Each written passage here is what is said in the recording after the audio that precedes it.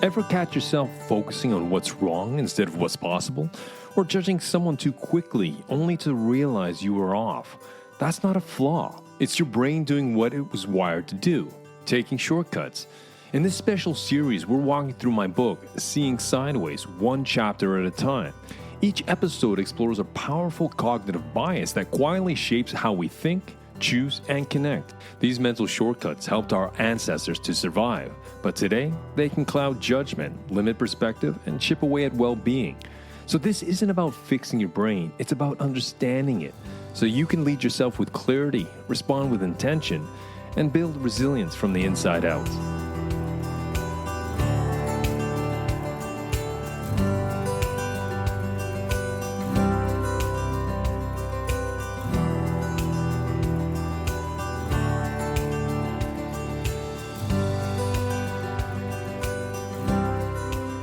In this week's episode, we're going to explore the third cognitive bias in part 2 of the stories we tell ourselves. These sets of biases isn't just about how we see the world. It's about how we see ourselves, our competence, our identity, the choices, and our past. These biases shape the stories we tell about who we are, what we deserve, and what we've done, and why we've acted the way we do. And because they operate closer to the ego, they're much harder to spot and let go of. And so today we are going to uncover and discover a well-known bias, and that's the cognitive dissonance bias. It's about making peace with our contradictions. Cognitive dissonance is the discomfort we feel when we hold conflicting beliefs or values or attitudes. Now, this mental tension arises from when our actions don't align with our beliefs or when we encounter information that contradicts what we already know to be true. To relieve this discomfort, well, our brains often justify, they rationalize, or change our attitudes to reduce this tension.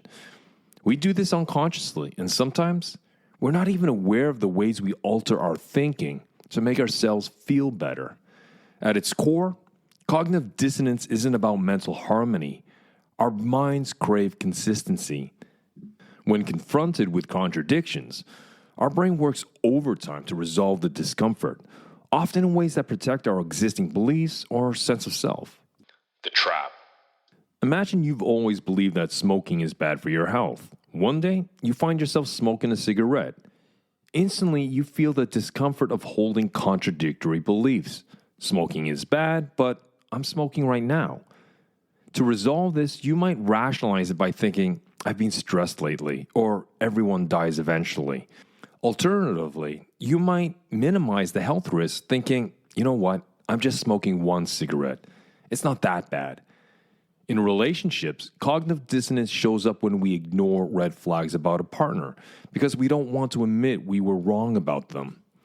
I know he said he'd change, but this is the last time. I'll give him another chance. We justify things to preserve our self-image and avoid confronting uncomfortable truths. The more attached we are to a belief or behavior, well, the harder it is to face its contradiction. This is why cognitive dissonance is such a powerful force. It fuels our resistance to change, even when change would be in our best interest. The twist. Cognitive dissonance evolved to protect our social bonds and sense of self-worth. In ancestral environments, maintaining consistency was vital for group cohesion. If you suddenly went against your tribe's beliefs, well, you could risk social ostracism. For survival, it was often more important to fit in and stay consistent with your group's values than to challenge those values based on new information. However, in modern life, the need for social cohesion is no longer as critical as it once was. Still, our brains continue to crave that consistency.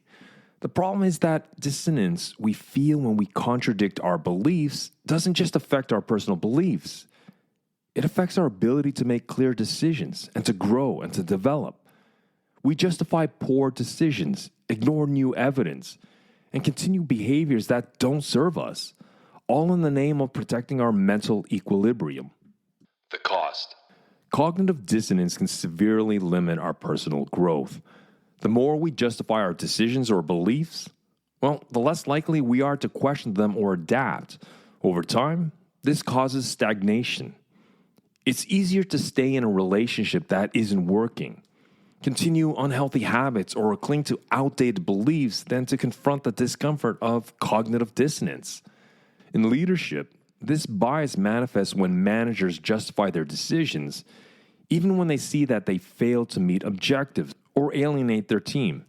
In work culture, people may continue with ineffective practices because admitting they were wrong, well, it would create too much discomfort. The more we try to avoid this discomfort, well, the less we learn from our mistakes. On a personal level, cognitive dissonance feeds our confirmation bias. When we hold contradictory beliefs, we often seek evidence that justifies them, further entrenching ourselves in a false reality. For instance, you might continue to believe that a bad habit, for example, like smoking, eating junk food, or skipping workouts, is harmless because you've created a narrative that supports it. This creates a cycle of rationalization, and that prevents change. The contrarian move. Breaking free from cognitive dissonance requires embracing the discomfort of holding conflicting beliefs. The contrarian approach is not about eliminating this tension, but consciously engaging with it. Acknowledging and actively exploring cognitive dissonance, you open yourself to deeper self-understanding and personal growth, and to improved decision-making. Instead of seeking immediate relief through rationalization, the contrarian move encourages you to pause, reflect, and allow room for new insights. Practice self-awareness. To effectively address cognitive dissonance, start by cultivating self-awareness. Notice when you instinctively justify or rationalize actions that conflict with your values. Rather than immediately dismissing this tension, pause and consider what deeper discomfort or reality you're attempting to avoid. Self-awareness allows you to surface hidden contradictions, providing clarity and insight into your true motivations, and ultimately, guiding you toward more authentic decisions. Seek discomfort intentionally.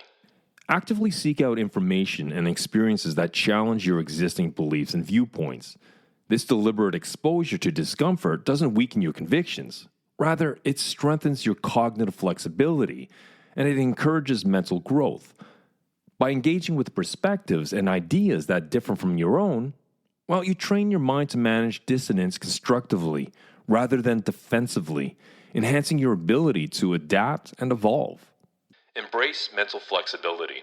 Recognize that beliefs and perspectives are not fixed. They evolve as you gain new experiences and information.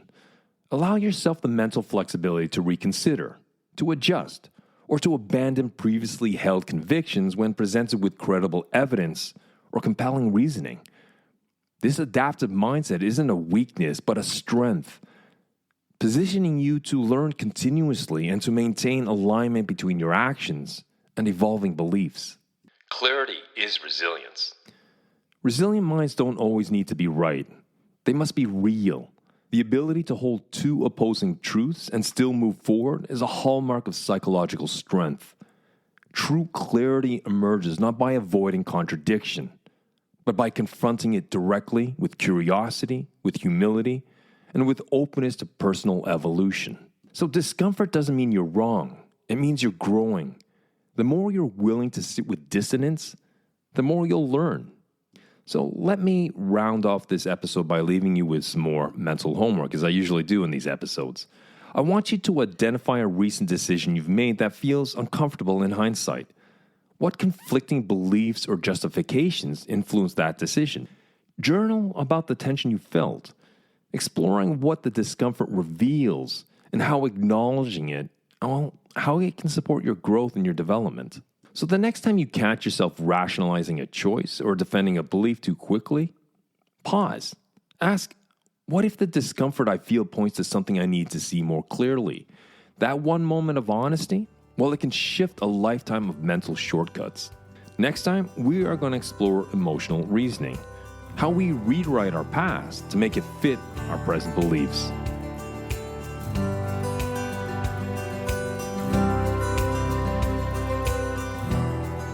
Thanks for listening to this episode of Seeing Sideways. These biases aren't flaws, they're part of how our brains make sense of a complex world.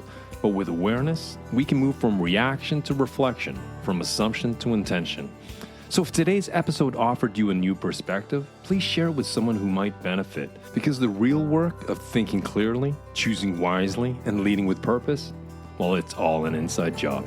See you next time.